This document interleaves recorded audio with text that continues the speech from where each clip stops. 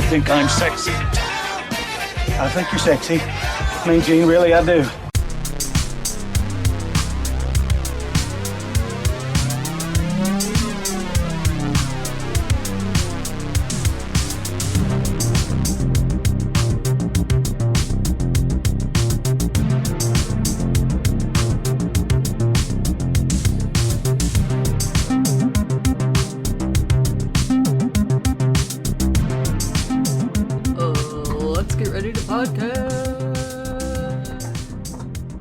Hey everybody, welcome to 50% Fresh. My name's Mark. I'm Taylor. We're here with a dog that is chewing on a bone, and you may or may not hear that. But we're a little frazzled, to be completely honest. We've had a lot of tech issues. We've had night coffees, and listen, we got a dog that chews a bone every time we do anything involving a microphone. Yeah. So yeah, we just gotta all be okay with that.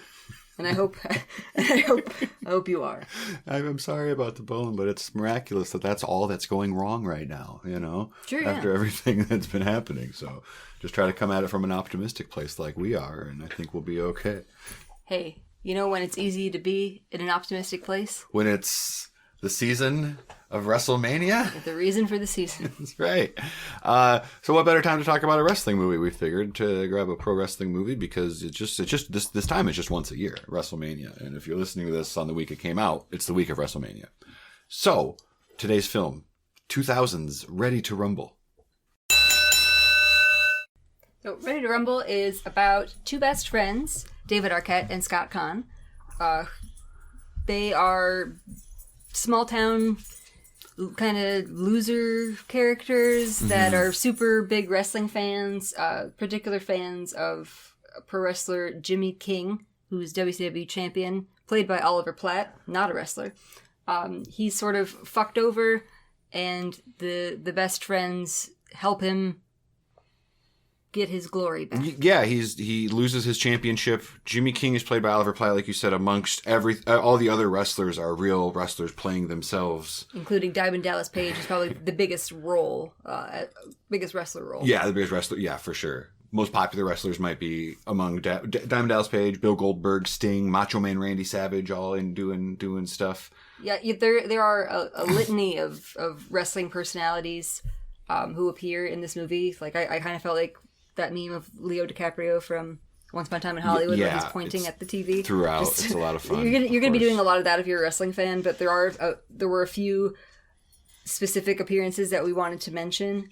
Besides the ones we've already talked about, there's Mean Gene Okerlund. One of my favorite, just like if you're talking beyond just wrestlers themselves, but personalities in the wrestling world, which are important, the managers and announcers and everything of the world. Mean Gene Okerlund is just... he's just great. One of the all-time broadcasters, certainly, and he gets to do some fun in-ring stuff, but then it's just fun seeing him hang out, and yeah, I think I probably put that line in already that we liked a lot. And notably, this is the media debut of one John Cena. Mm-hmm. Although he is just an extra spotted in the background of like one scene. Yeah, if you know where to look, there's a gym scene, he's working out. Maybe we'll put up a picture of that on the podcast Twitter. I'll say very convincingly working out. You totally buy him as guy in gym, young man in gym. Bleach blonde hair, the prototypical bleach blonde hair. And that's great because it's the year 2000, so maybe this was being produced in like 99 or 2000 or something. I don't think he debuted in wrestling until 2005 or 6 or something. Something like that. He was just... Well, on TV. Yeah. So the director is one Brian Robbins, who is currently the president and CEO of Nickelodeon and Paramount Pictures. He's also directed Good Burger, The Shaggy Dog, Norbit, some other cinematic gems. We'll get into all the way what I mean by this, but when you say this guy's the director of this film, is currently the president and CEO of Paramount and Nickelodeon, it occurs to me that this movie cost some people more than it cost others. Yeah. Or sometimes a person can take a lot of heat, maybe disproportionately. I don't know. We'll get into why, but this movie, the wake that it left, some people would say that it killed WCW, and it kind of derailed David Arquette's career from there on out. Yeah. If this were like a titillating true crime podcast, before our opening, we would have been like, but did it cost him everything? Or something. Like, you could really make a case for that. But yeah, for David Arquette, and then WCW, which was really competing, like WWF, later WWE obviously is like the household name, but WCW was a valid competitor, and this is a time capsule of kind of that moment. Yeah. And then the ship kind of sank. So this movie was also, it was written by Stephen Brill, who, if that name sounds familiar to you, you might recognize him as being the director of some more recent Netflix Adam Sandler movies, like Hubie Halloween, shit like that. But he also wrote and directed Heavyweights, which I love, Little Nicky, and Mighty Ducks 1 through 3. He wrote Mighty Ducks 1, yeah. Yeah, so resumes coming at this thing, and when you hear that these two got together and made a wrestling movie, yeah. President Nickelodeon and the Adam Sandler guy. The Adam Sandler auteur. The late 2000s, or the late That's right. 20-teens. Yeah. How are we fucking talking about the decade? I can't and I won't. Whatever. Well, yeah, it's exactly what you might expect. Mm-hmm. So with that, the movie did not do very well commercially. It made $12.5 million back of its $24 million budget, and it's currently sitting at a 22% on Rotten Tomatoes. The big squish.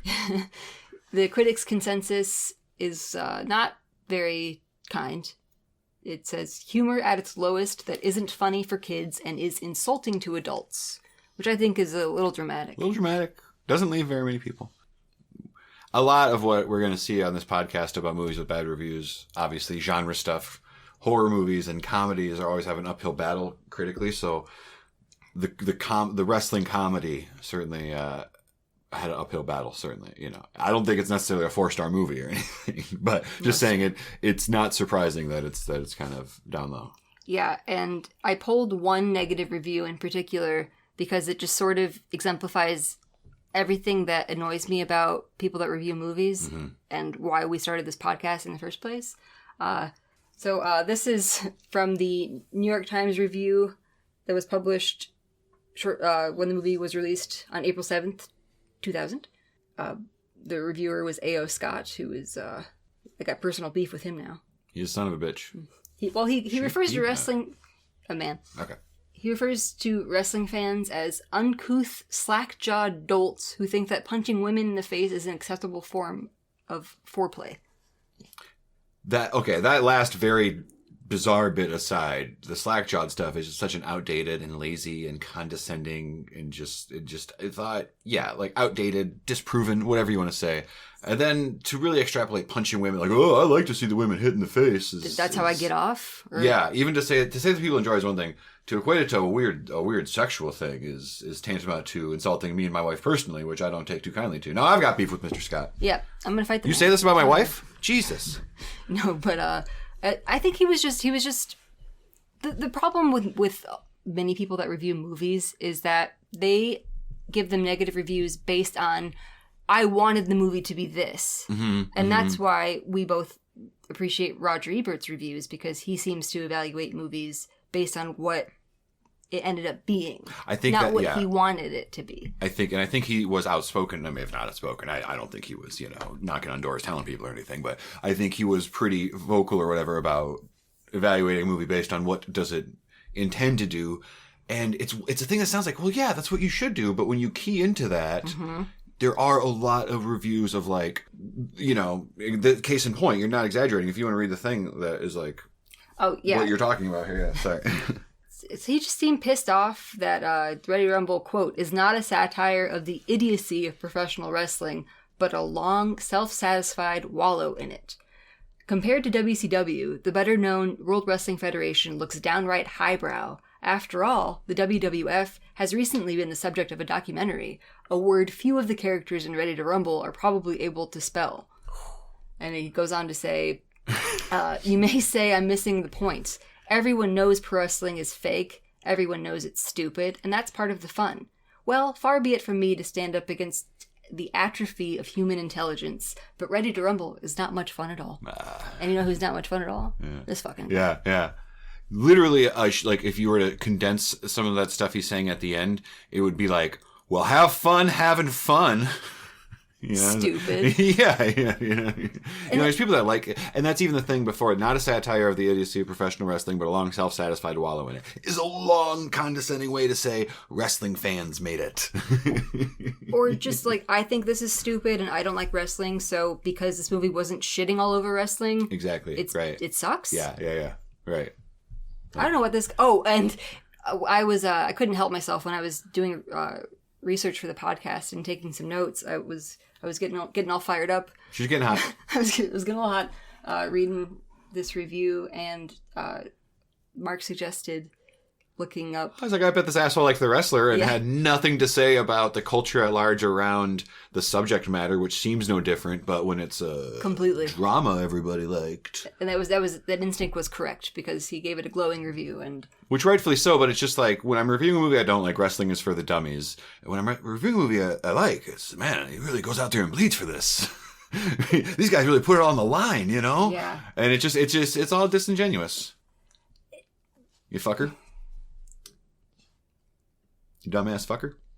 Yeah, he says, this is from his wrestler review. While the fights are choreographed, the pain and blood are frequently real. Yeah, he's not like, none of these pricks know how to spell. These fucking slack-jawed morons. Right. That watch this shit. These women beating dummies. Right. You can't see the boners when the women get hit in the face, but they're there. Oh, they're there. Yeah, so fuck this fucking guy, man. Yeah. But, I mean, the movie is uneven. Oh, and just to establish... Well, again, why we like Roger Ebert. Who also gave it like a negative review. He gave it 2 stars. I saw, it was interesting. I found his review on his website, on the archive website. 2 stars out of 4. Yeah. But they give it, I don't know whose authority this is. I presume it goes to the Siskel and Ebert back in like whenever they did the TV show. And like they have to make the call. If it's a 50%er, you go thumbs up or thumbs down. Looks like you give it a thumbs up. Mm-hmm. Maybe it's one of those shaky thumbs, but nevertheless. And that's the thing. So he says he just was able to critique the movie without shitting on wrestling or wrestling fans. This is from his review. I have a newfound respect for the sport after seeing the documentary Behind the Mat, which establishes without a shadow of a doubt that when you are thrown out of the ring in a scripted fight with a prearranged winner, it nevertheless hurts when you hit the floor. I am in awe of wrestlers, not as athletes, but as masochists. They take a licking and keep on kicking. Which I liked that. Mm. And I thought that his critique of the movie was a good point. He says, the problem with Ready to Rumble is that its hero is not a wrestler, but an actor, Oliver Platt. Platt is a good comic actor, and I've liked him in a lot of movies, but here he is not well used and occupies a role that would have been better filled by a real wrestler. That is demonstrated every time Diamond Dallas Page is on the screen, playing himself with such ferocity that Platt seems to be playing Jimmy the King in a key heard only by himself. Mm. It does stick out a little bit. That's a good way to put it, where I get it because Oliver Platt does the most acting, so you like, get an actor to do it, but like, these guys are really good. He said, Diamond Dallas Page is really good in there. The other thing is, we insult this kind of logic in wrestling. Where it's like, you have to be a big, beefy Hercules guy to be convincing. But Oliver Platt, he doesn't look like your conventional wrestling champion. It's an interesting bit of casting, I guess. Like Roger Ebert's like, this guy's been good and stuff, but it is a choice. It's an odd choice. Well, I don't have that big of a beef with, I guess, an out of shape wrestler or being portrayed.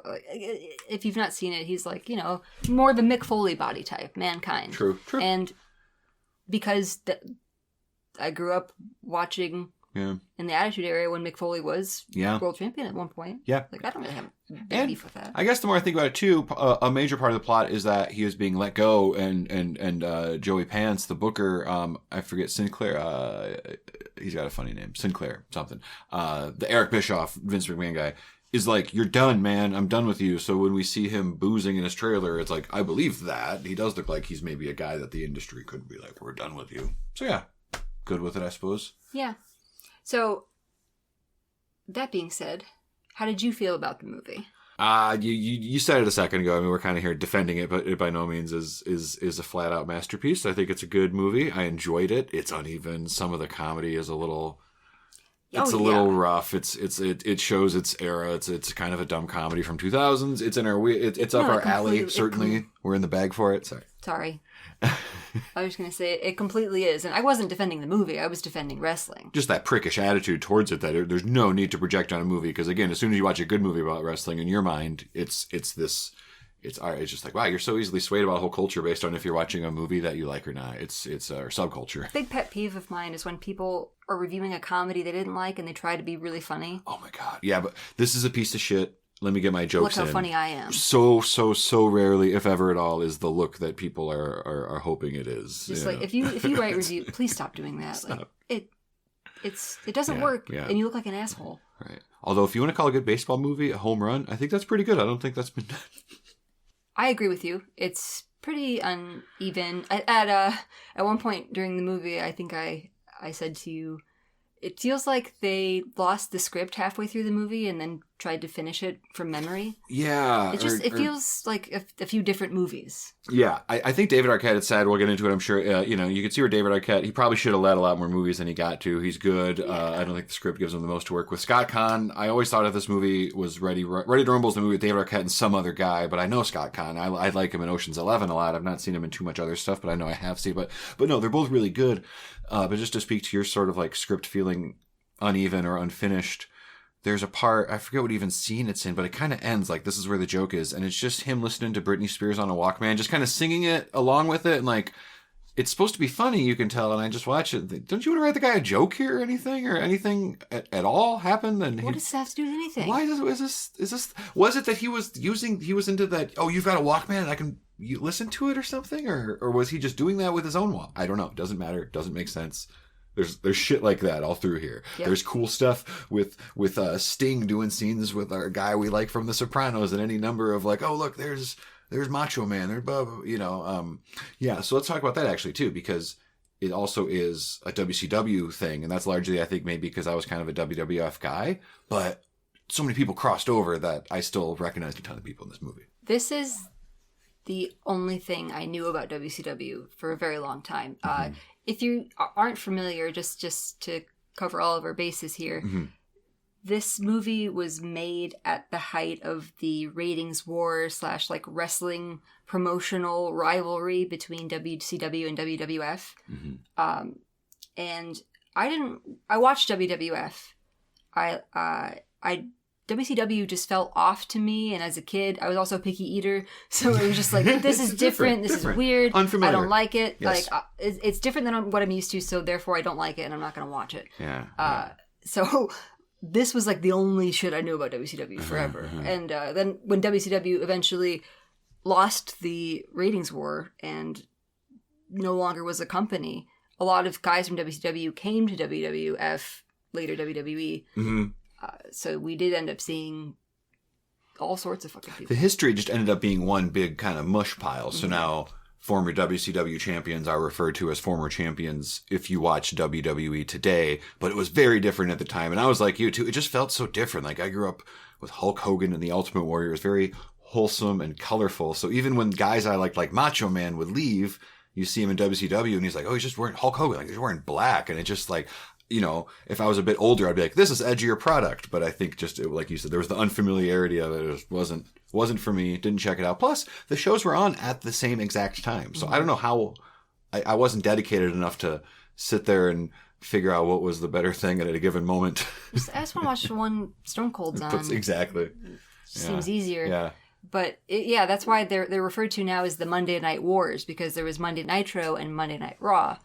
And no one was backing down. It's funny to go back and watch this now, because WCW there are a lot of AEW's DNA is from WCW, mm-hmm. and that's evidenced by the people that are this movie was 23 years ago. There mm-hmm. are people in it that are still active in the business today, mm-hmm. and that's kind of bonkers. And AEW, All Elite Wrestling, here we are in 2023, just for full context, is the modern competitor to WWE. Yes. That some people might think is weird because it's not that. But yeah, people like Sting... he was 62, I think, and still wrestling. And announcer Tony Schiavone...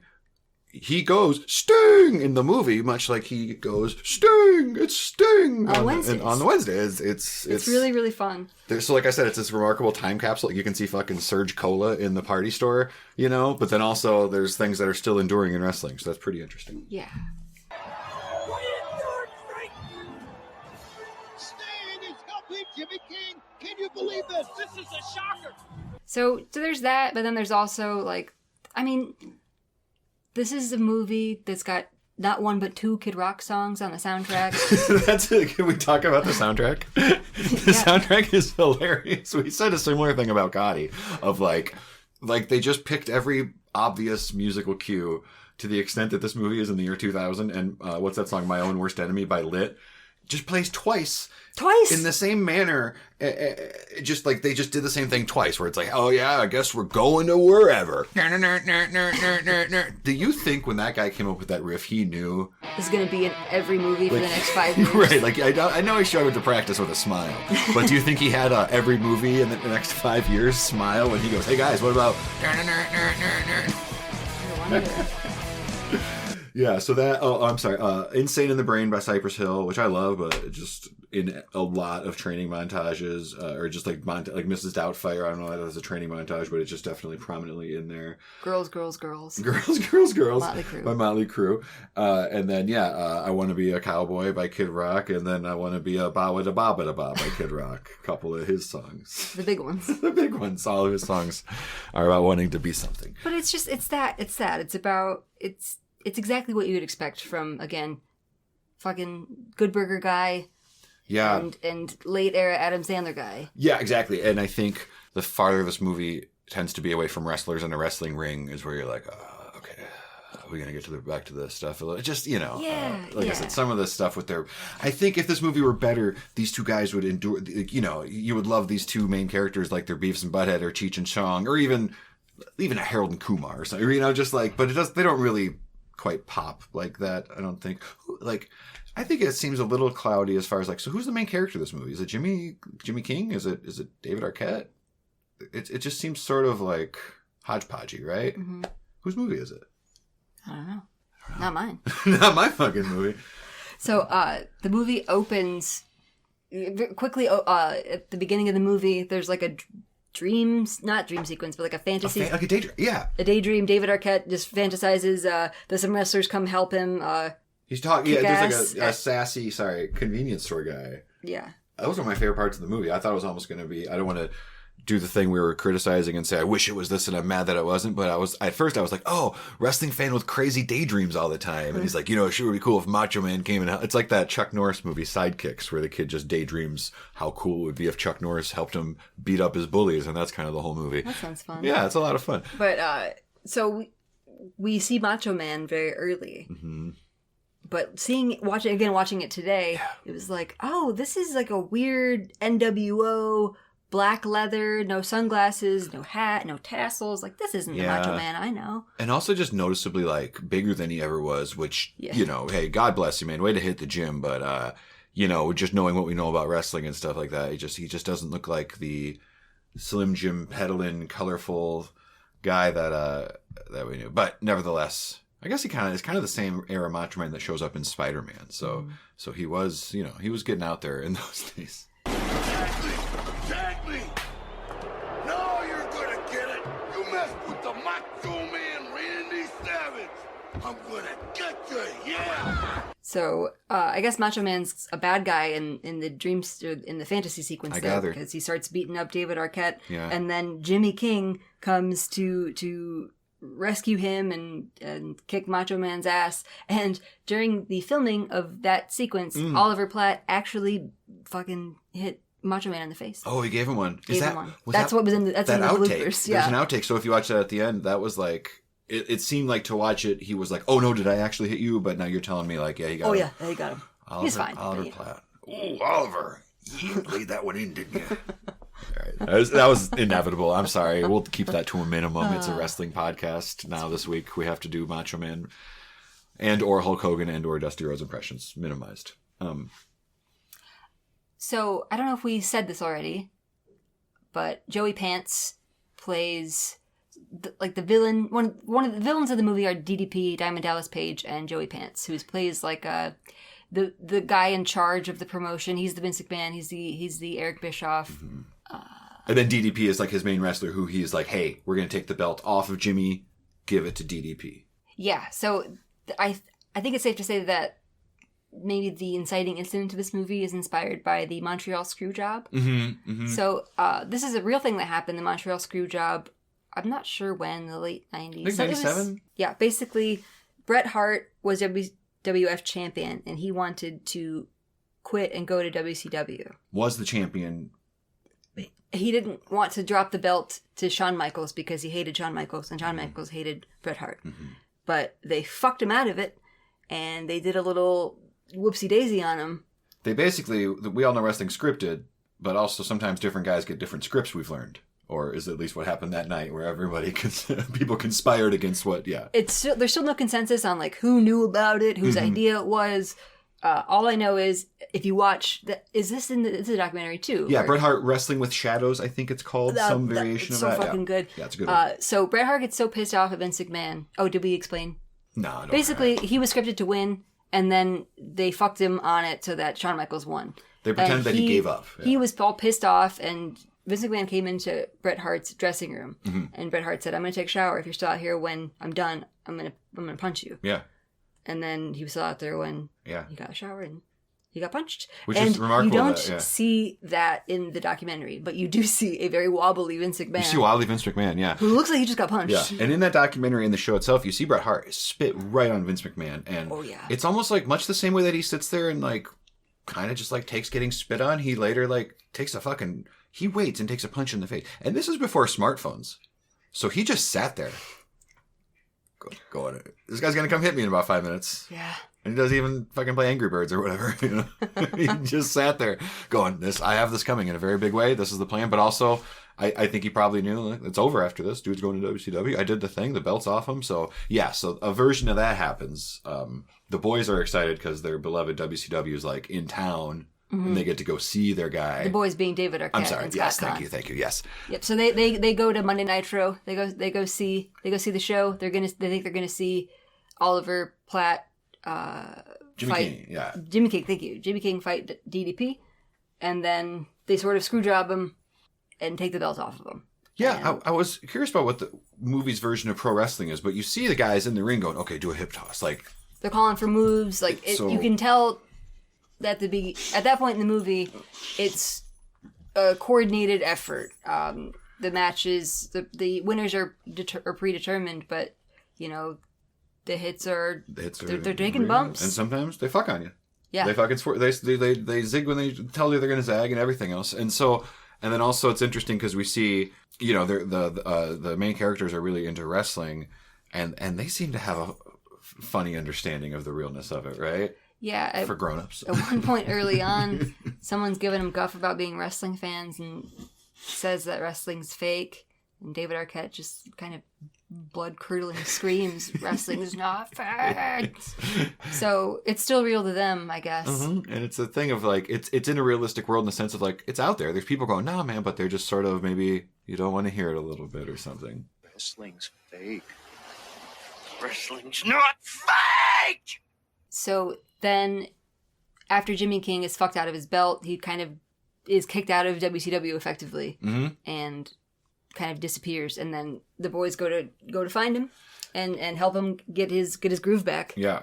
But when they find him, they're expecting him to be a king, and all of like they really don't understand. They don't seem to understand. Their childlike understanding of wrestling doesn't really allow for like that behind the curtain real version of someone, which is what they find. And it's not glamorous. It's like the aliens in Galaxy Quest that think that Galaxy Quest is real. Right. Exactly. Yeah. And we also it's funny that we just watched The Wrestler just because we're a fan. And it's the kind of movie we'll throw on because we've seen it a lot. But it is similar in that they're portrayed as what their home life is not very glamorous in a trailer park. Again, not the riches that you'd associate with a champion wrestler or a guy that was on top of the world and stuff like that. Yeah, a shitty stolen motorhome and. That's right. So this movie, to promote this movie, the folks at WCW thought it would be a good idea to put the main belt, on David Arquette. So the real WCW. In real life. You turned on TNT on Monday Nitro and you watched these guys who also appeared in this movie, but you also saw David Arquette, the actor. So, WCW writer and certified non-genius, Vince Russo, he considered well, David Arquette was considered a mainstream star at that time. Scream 3 had come out. Like he was pretty well known. So he thought it would bring eyes to WCW's programming amid the fucking ratings war with WWF. Yeah, where they're pulling all their guns. Here's this guy from Scream who's been in all 3 Scream movies. Here's this big star. He's in this wrestling movie. Why don't we make him WCW heavyweight champion? And doing crossover promotion that would probably lead for boring television makes all the sense in the world. It's the kind of stuff you see. But going that far to make him the champion, it almost sounds harmless. And you get to where people that don't watch wrestling is like, so a different man pretended to win a match than a different, or, you know, but it really caused quite a kerfuffle. It's people say that it's one of the things that led to WCW's demise. Like you could connect the dots and it's not even that many dots from this to that. If you look up articles about this movie, you'll see it said that it like derailed David Arquette's his whole career, because it made him, and he was a lifelong wrestling fan, and he knew that this wasn't a good idea. It made wrestling fans hate the guy, and it also made Hollywood not want to like fuck with him anymore. Yeah. Both worlds got pissed off at David Arquette about it a little bit. Or not, maybe Fillmore wasn't so much pissed off, but it was just like, oh, no thanks. No or thanks. whatever you want to call it. There's a lot of other people will just like use. the fucking New York Times asshole. Yeah. It's like, oh, he's slumming in this wrestling thing. And then the inbred fuckos that can't spell documentary, I'm joking about what that guy said. They were like, well, this guy's coming and sort of, they might have seen it as pissing on the thing. And if it seems weird, that it just seems like it's hard to compare it to other stuff, because that's part of what we love about wrestling is it's really unique. It has parts of drama, it has parts of sports, but it just, when there's no consistency and the whole thing is seen as being kind of devalued, then that kind of wrecks your weekly investment in it, right? So it's almost like, let's say you're watching basketball and your team might make the playoffs, and then they just drop a new team in with 2 weeks left. Or like, guess what? That team's going to the playoffs. And you say, well, none of this makes sense then. I think it was like an effect like that is the best I can do on the fly. It just makes the whole thing a little wacky. There's a referee. He's over towards Arquette. 1, 2, 3. What is it? Did David Arquette just... What's going on here? David Arquette won the world title. David Arquette won the world title. He can't believe it. David Arquette won the world title. Did David Arquette just win the world title? Did I see that? David Arquette, he's got the belt. Celebrity crossover in wrestling is just part of it. At WrestleMania this year, Logan Paul has a singles match. And I thought you were going to say WrestleMania. I thought you were about to say WrestleMania 1, Mr. T in the main event, Yeah, but that just goes to show the bookends. Exactly. You know? It's how it started. It's still part of it. Fucking Shaq went through 2 tables. We in have AEW a couple years ago. There's a current Golden Globe that is at large, or in you know, the kayfabe of it is a current Golden Globe winner got mixed up with wrestling and is still, to my knowledge, in storyline trying to get their real Golden Globe back. You know. In the meantime, it's being happening. used by Jeff Jarrett as a weapon. I know. I like not saying who it is, so everyone's wondering who it might be. It's Kate Winslet, if anyone's wondering. No, it's not. Paul Walter Hauser. Paul Walter Hauser, that's right. But fucking David Arquette is a lifelong wrestling fan, and he knew it was a bad idea to give him the belt. Celebrity crossover in wrestling, it's always been a thing, but it's different when you wouldn't plop them in there and just make them champion, because there's a very much a mentality about paying your dues and earning things. And when something nice happens for a wrestler these days, people will chant, "You deserve it." Yes. At them. So deserving things is a big part of wrestling. So when David Arquette got plopped in and won the belt, people were really, really pissed, and disproportionately pissed. And poor David Arquette, a lifelong wrestling fan, knew that the reaction wasn't going to be great. He was hesitant about the storyline, which had him winning the World Heavyweight title and then defending it in the main event of a pay-per-view. I grabbed a quote of his from an interview he did a couple years ago with Den of Geek. He said, "When I first thought about the idea, I thought, this is terrible. We can't do this. It's the belt." They explained the publicity and that it would be good for the film. And they told him, end quote now, they told him if he didn't do it, that they wouldn't promote Ready to Rumble on WCW programming. Yeah. So he just kind of felt a little boxed in. It's a real damned if you do, damned if you don't.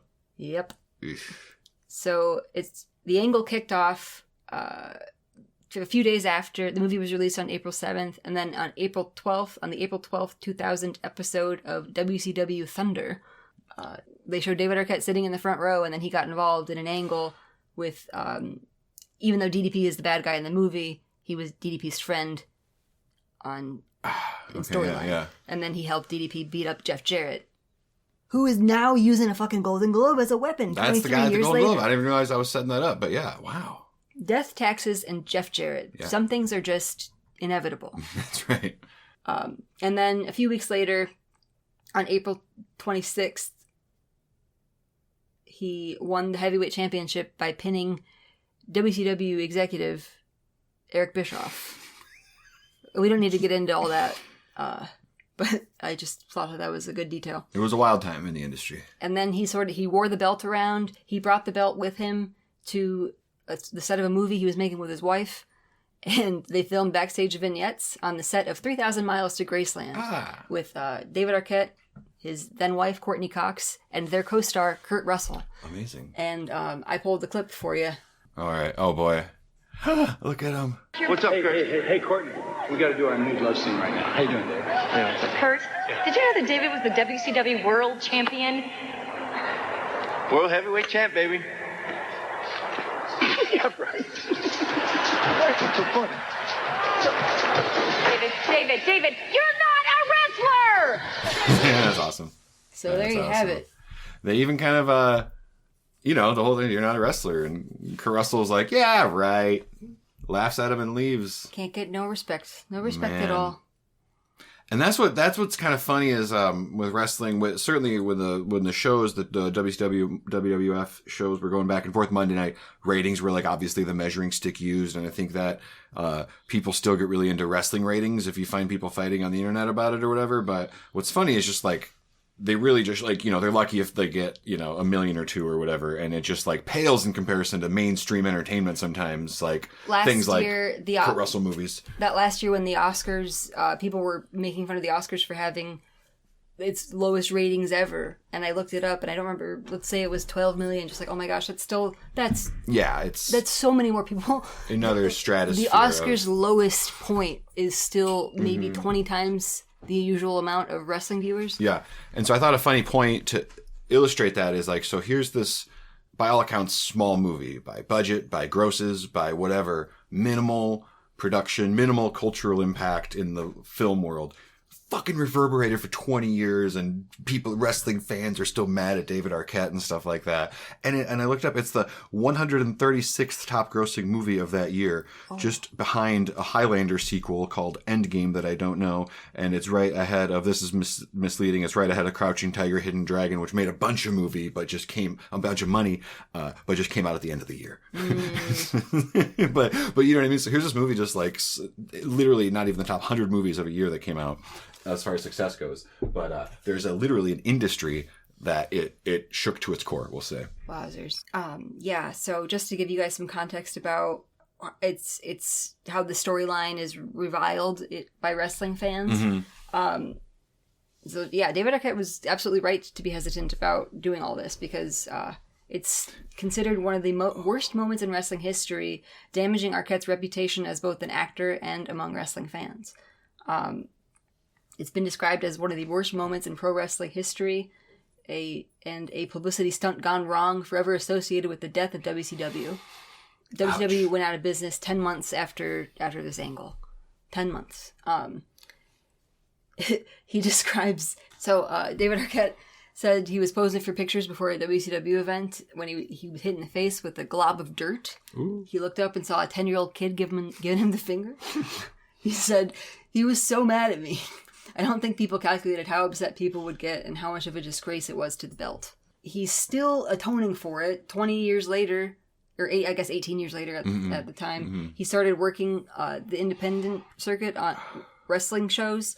He started at the bottom and did all of the stuff that wrestlers would do if he they were paid the dues, trying to pay the dues that he was criticized for not paying. He trained with luchadors in Mexico. He did death matches with Nick Gage, Mr. Deathmatch. He's Captain Deathmatch, and you guys might have heard about it because I think it was mainstream news at the time. He got stabbed in the neck. He was impaled in the neck by a broken light tube during a death match with Nick Cage. TMZ covered it, and if that sounds shocking, just the only part that really went wrong was just like how much he bled from being stabbed with the light tube. Like, death match, just what it sounds like. A lot of that stuff is in a really good documentary called You Cannot Kill David Arquette. Yeah, he made a documentary about his... Well, it contextualizes all of this WCW bullshit and gets into why... I'll just read this thing I got from the LA Times because they describe it succinctly and well. You Cannot Kill David Arquette, a documentary about his efforts to earn real ring respect, explains why, decades after the wrestling world turned against him, the rejection still stung for the lifelong wrestling fan. The blow was twofold. Soon afterward, Hollywood stopped taking him seriously too. Poor guy. And I have a quote from David Arquette, again, just talking about why he is doing all this. He said, "I wanted to make it a love letter to wrestling and a bridge from Hollywood to wrestling. I also wanted to understand wrestling for myself, to really see why people got so mad in 2000. I also learned that in what I was doing, there was an element, especially what led me to the death match, that I'd been beating myself up for so long." Poor guy. Really good movie, though, that documentary. Really enjoyed it, and that's when I feel like, maybe ultimately, not to skip ahead, but ultimately, if you were to ask me if I recommended Ready to Rumble, I would say, if you like wrestling and this stuff sounds fun, then, watch it. If you're ready to do the Leo meme, you were saying, and point to everything, and yeah, if you're unsure, I'd say you could skip it. But I'd recommend that documentary to anybody. It's fascinating. The shit with him training with luchadors, doing a backyard show, which is just what it sounds like. And even some backyard shows might have 30 or 40 people, which sounds small, but it is a crowd. This is a show. There's 8 people to where they're literally going, is that fucking David Arquette? Like the way that you would if you were watching your buddies fight each other in the yard and you think one of your buddies is going to come out and David Arquette comes out because that's what fucking happens. It's just insane. You should watch it. It's really good. Yeah, he definitely put in a lot of work to earn respect from wrestling fans. Right. And that said, the documentary goes all the way up to, without giving too much away, all that crazy footage we talked about. If you want to see just how far he goes, the movie's called You Cannot Kill David Arquette with good reason. It's on Hulu, I believe. It's solid. So he eventually dropped the belt a few weeks after he showed up on WCW programming. He dropped it to Jeff Jarrett again in the main event of Slamboree, which was a pay-per-view. In the match, it used the triple cage that's featured in Ready to Rumble. Amazing. I should not have been surprised that they used that triple cage featured in the main event. It's like this...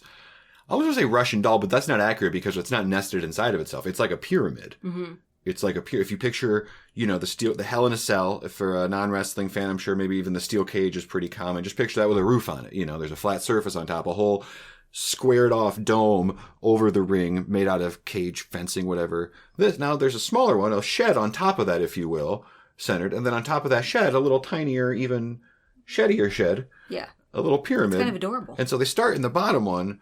Start at the bottom, they climb their way up, ending up in the same cage a few times, fighting their way up and down.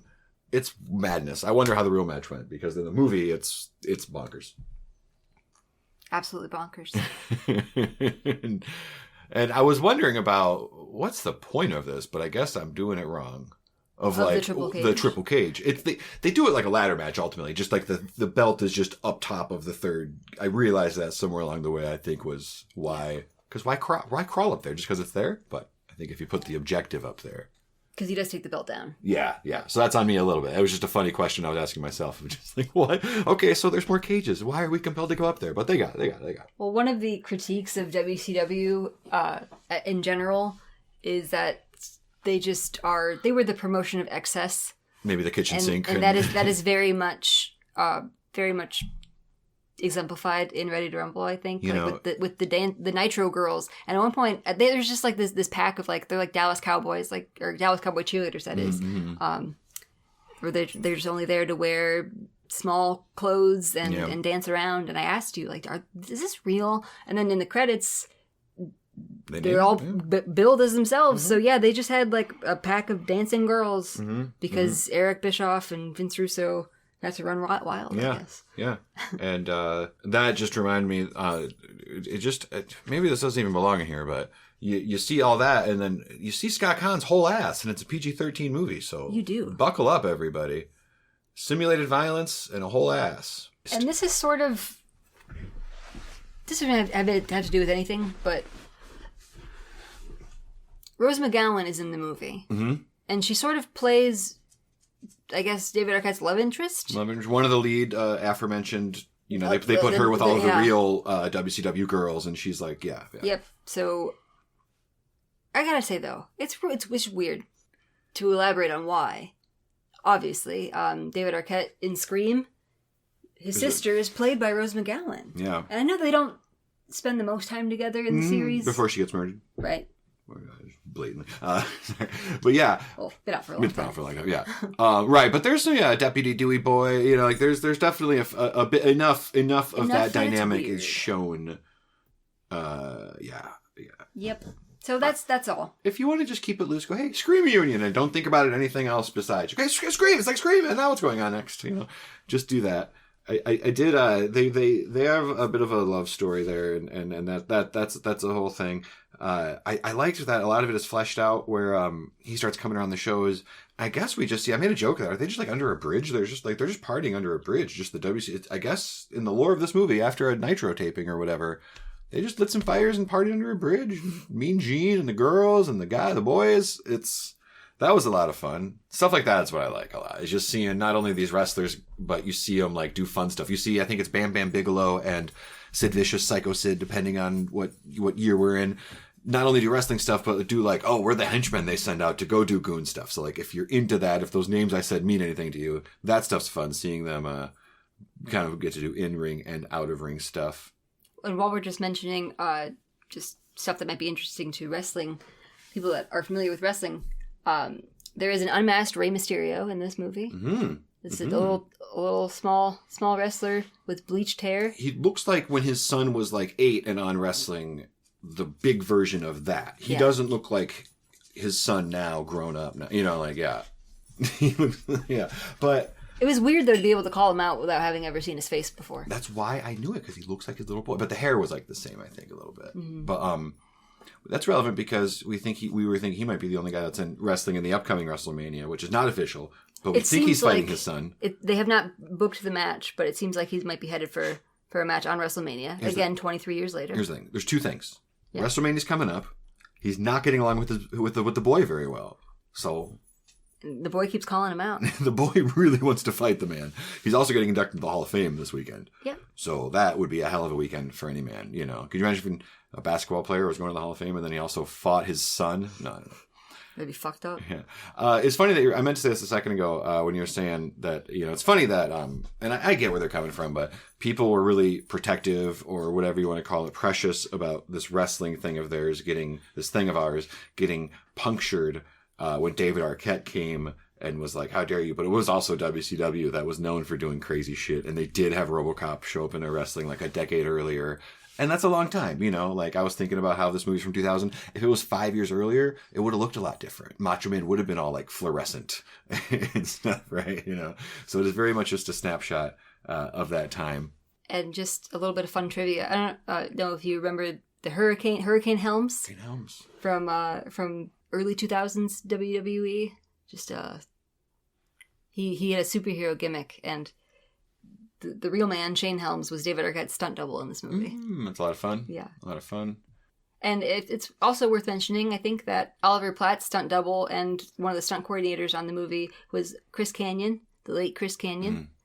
There's a really interesting episode of Dark Side of the Ring about his story, and it's pretty depressing. As the name of that show. Again, speak about a good name.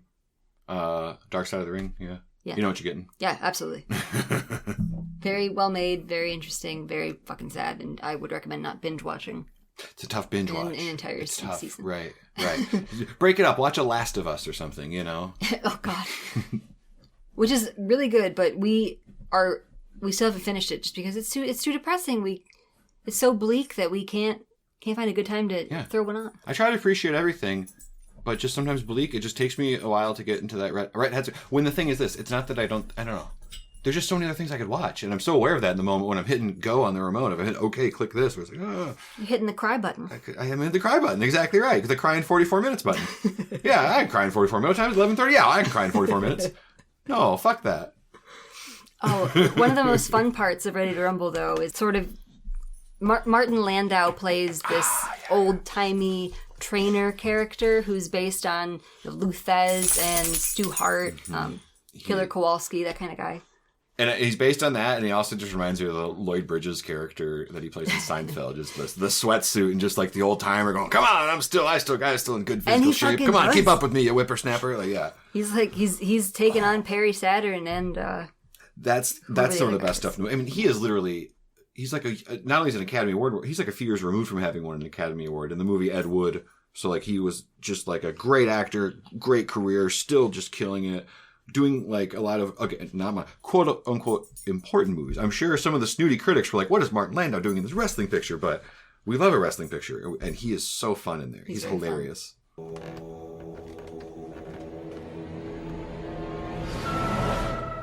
Sal Bandini, want to wrestle? Yeah, absolutely. Like Martin Landau and Mean Gene are my favorite parts. And honestly, Joey Pants, you guys got to see just the way he looks in this movie. Pigtails, cowboy hats, whatever. Oh. So I'm not sure.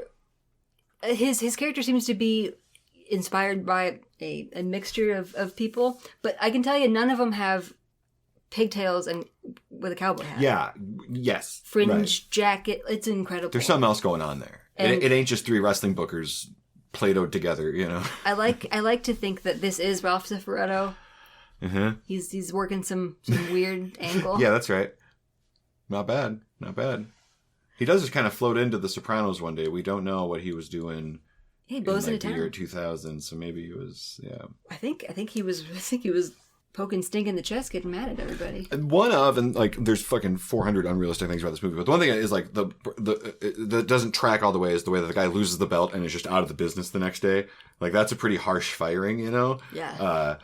Maybe that's the way Ralphie would work though. Is I can't help but think, you know, just testing out this fan theory that I'd like to support with everything I have. Well, at one point in the movie, he tells Sting if he doesn't listen to his instructions, I'll kill you.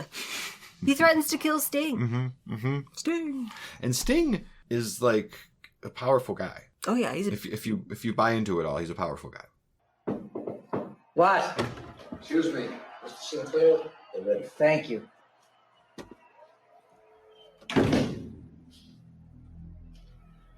I will kill you if you fuck this up.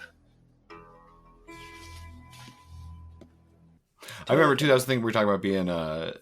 Both being children that grew up watching WWF and being, you know, vaguely aware, or whatever you'd call it, of WCW, that other promotion.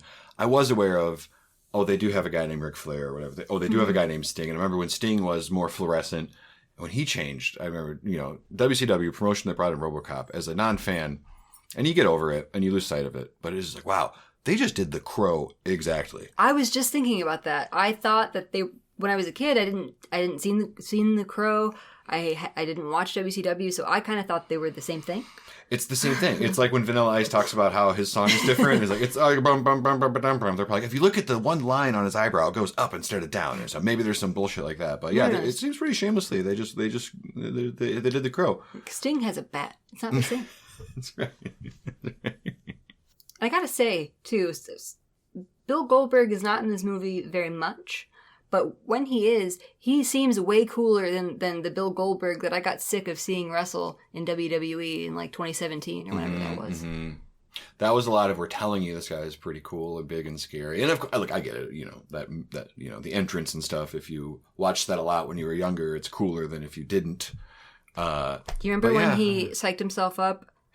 So his entrance, they film him backstage, sort of walking to the ramp, the entrance ramp, and coming down, and I don't know why, but a couple of years ago he was making his entrance and he was backstage and decided to headbutt the wall a few times. You know, you get ready, and he knocked himself silly. Was he bleeding? He was concussed. Out of it. Yeah. Before the match even starts. Yes. This is who we're dealing with. And then I know in that era when Bill Goldberg came back and was doing some stuff, I just have this vision in my head. He like won the championship or something, and he like brought his son out into the ring.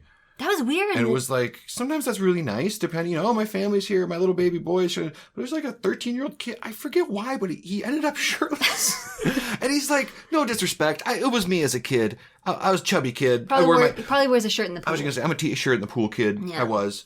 This kid looks like that. Like, but it's like if you took me and put me in the ring and my father was like, no, come on, just do it. In front of like 15,000 people standing in the ring. It's just unfortunate. It's an unfortunate thing. And the kid does not look comfortable. He doesn't look comfortable. If he's into it, I got no problems. But yeah, so doesn't look like it. The late run of Bill Goldberg, the later stuff of Bill Goldberg, maybe punctuated with a lot of oddness for our taste. Like, damn, this guy seems pretty cool. He seems all right. Pretty cool back then. I get it. It's frustrating though, like watching that scene where John Cena is just an guy in gym. Yeah, just using the equipment.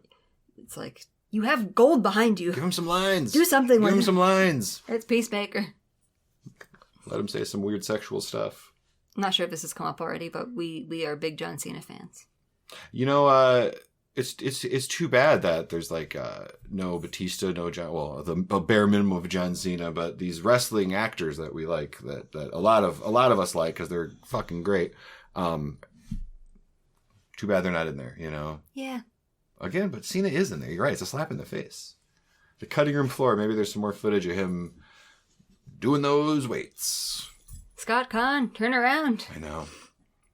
Ask him to play the piano. I did think a few times during this movie, like I just was amused at the thought of James Caan watching this. Yeah, I know. I bet he did too. Yeah. Well, maybe, I don't know. Do you watch, when you're Martin Sheen or you're James Caan, and it's not like your kid just got it, like your kid's been in a bunch of stuff?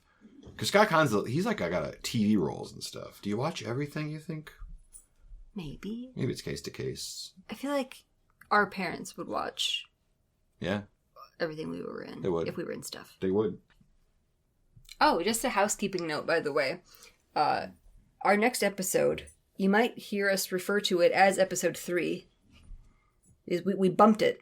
We did what is in wrestling. We hot-shotted this one, I think. So we talk a lot of shit about it being our 3rd episode when it turned out to be our 4th. While we're housekeeping, I do want to point out, I think I might leave it in the episode now because I'm working on it. There's a part where a cat meows, and we go, holy fucking fuck, that's a fucking cat. And I don't think we properly explain that we don't have a cat. And I think we might say that. And I say it, that if I say anything, it's because that meow is just on the other side of the wall. And what I don't illustrate is that on the other side of the wall is outside. And so that was just very alarming to just have a cat so close to us. We overreact that if that had just been a cat that we always have. So that might be in there. This might be in there. Sure. That was fucking terrifying, though. It was so just... loud. Again, if you have a cat, a meow happens, your relationship with it is so different than when you don't have a cat and you hear it just right in your house, seemingly. Mm-hmm. So that's why I cry when it happened. That's why I sob through the rest of the episode. That's why it'll be so short. No. But thank you, everyone, for listening. As you mentioned, our folks love it. I don't know if it's just because they're sweet, because they are the greatest, but maybe if you're listening to it, your folks would love it too. Sorry, I was trying to make up a stupid promo. But no, we are on everything. Check us out. Like, follow, subscribe, rant, rave. If you leave us a 5-star review on Apple Podcasts, we'll read it on here. Yeah, isn't that fun? We'll give you the shine here. Maybe we'll try to do a Macho Man voice. You try to do a Macho Man voice? Whatever strikes our fancy. I really wish, and this is going to be bad because I'm going to make it sound like I have one, but I don't. I wish I had some impression of a wrestler that was not stock in trade. We all just do the Macho Man. Is it Dana Carvey that talks about micro impressions? Yeah. Yeah, so it's Sting. Right, it's Sting. Howard Finkel's a good one. I feel like if I were to do Howard Finkel right now, it would just sound exactly like my Tony Schiavone. It is just that booming. There's a boomingness to it. Hello, Taylor. Now I'm on the podcast. I don't think that was very good. Yeah. That's not what he would say either. We talked about it all, didn't we? I think so. I feel good about it. We're over an hour, but there's plenty of stopping points and clips to put in and everything else. So I think we're in good shape here. Yeah. So basically, to summarize, it's a 2-star movie. That led to what has been described as some of the worst moments in pro wrestling. The death of WCW. Yeah, it's like I said, it's funny. It's it's a small rock in the big Hollywood pond, but it was a tidal wave in wrestling. The Rock was bigger. That is such a funny thing that, like, if you were... For some people, it might be like, oh, yeah, I think I remember when that movie came out. I saw it. I watched it on TV, whatever. It's just a movie from 2000. Mm-hmm. And you may have no idea that this caused quite the stir. People are still all pissed off about it, ultimately. Yeah. More people have a Ready to Rumble section in their wiki than you might think. I'm not sure that's true, but it definitely reverberated a lot. Again, for a movie like people didn't really go see, is like some of the tragedy of it, right? And it also it did the opposite for WCW ratings and ticket buy wise. Mm-hmm. So they put the belt on David Arquette to bring eyeballs to their product, and the pay-per-view where he defended the belt, where he ended up losing it, the one with the triple cage. The Wrestling Observer described it as a substantial money loser as a live event. So live event, the movie, I guess people the stopped acting buying career, tickets. the Wrestling Federation, just everyone came away worse. Yeah. Man. It's like the end of a match with a bunch of people in it where just everyone's laying around bloody and shit. And there's no winner. You just run out of TV time. Everyone fucking goes home. But has David Arquette come back? Would you call it what David Arquette's done a comeback? It depends on... He seems pretty content, I think. That's based on some interviews from 2 years ago that I read earlier. That's good.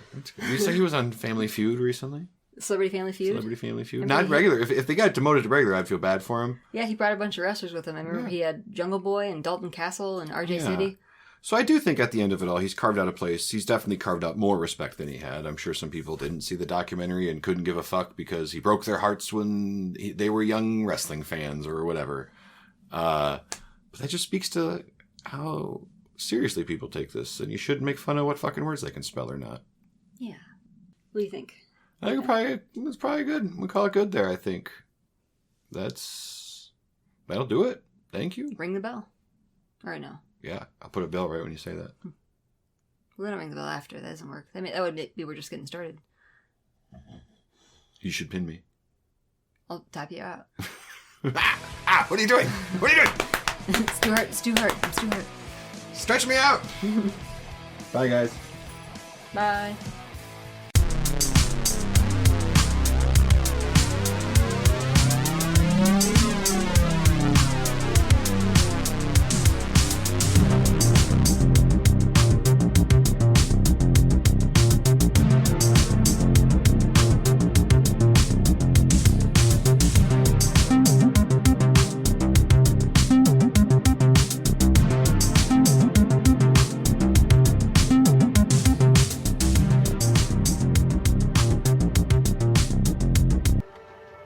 Leave a message, and make sure you leave your phone number. With my schedule, I cannot look up phone numbers.